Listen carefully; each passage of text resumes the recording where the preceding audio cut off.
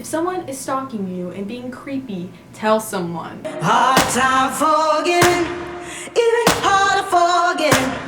Hi friends! Today I'm going to be doing an advice video for you guys all about high school. I asked for questions on my Instagram like always. I just have the most followers on that, so that's what I use because I figure it will reach a lot of you guys, so you should definitely follow me on there. It'll be right here if you want to be featured in my next advice videos because I do these pretty often. Also, I want to note if the AC is a little noisy, I'm really sorry. There's just no way I can turn it off because it is 103 degrees today, and so if I was to film without it, I would be a sweaty mess. So please excuse that noise, and we're just gonna go ahead and get into it.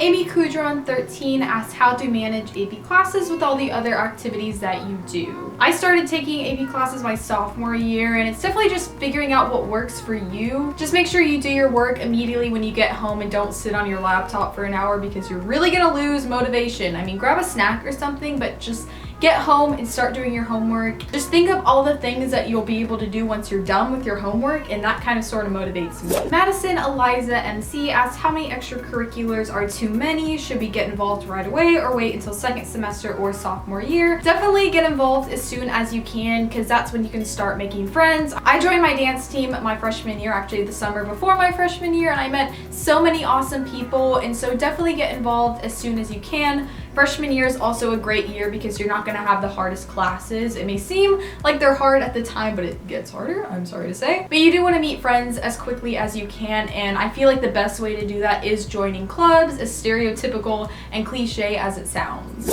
Quirky Not Dorky asks, how do you deal with losing friends you used to be really close with and how to deal with mean girls? I can say there weren't really mean girls when I went to high school. I know middle school it's more like that, but not so much in high school. But you are gonna lose friends. I can say I'm literally not friends with like hardly anybody that I was friends with in middle school, but it's okay. If it happens and it's natural. People change. That's just a grade where you really figure out what you want to do, what you want to invest your time in, and so you won't necessarily have the same friends, but it's okay because you will meet more friends, I promise. Natasha Margaret asked, what are the top 5 things that are most important to learn within the first week? 1, figure out where your classes are and get a nice pathway to where you can get to class quickly and not be lagging behind and tardy. 2, finding new friends, finding new lunch buddies I think is important. You really want to establish who your lunch crew is. 3, figure out your school supplies and what works and what doesn't. I know my freshman year I bought way too much crap, to be honest. 4, know which classes are going to be hard and know which ones you're gonna have to work a lot at. That is very important. And then 5, how to enjoy the year and have a good time because high school is not that bad and you want to be able to enjoy it. That's So Ria asked dance team advice / experience, and a lot of people ask me about my dance team, so I'm just going to talk about it really quick here. You can skip over this question if you don't care. I do have practices at 7 a.m. every morning, which is not the dream, but it teaches me to wake up early and work hard, and it's also a good workout, so that's awesome. I have met a lot of friends, and it has just been a pretty good experience. So if you are interested in joining your dance team, if you have one, I would definitely recommend it. Andrea Dutra asks, how do you keep up with everything like sports and clubs and outside of school activities? Also, crazy guys hitting on you. A lot of people exaggerate how hard dealing with a lot of things at once is. It's not that bad. I mean, personally, I've been on my dance team doing YouTube, and I have managed to get pretty good grades and pass all my AP tests, and it's possible. I'm still sane. I mean, sometimes I have my days, but it just depends on what works for you, and you really have to prioritize your time and limit some things that aren't as important. As far as the crazy guys go, I haven't had a whole lot of experience with this. If someone is stalking you and being creepy, tell someone. That's all I can say.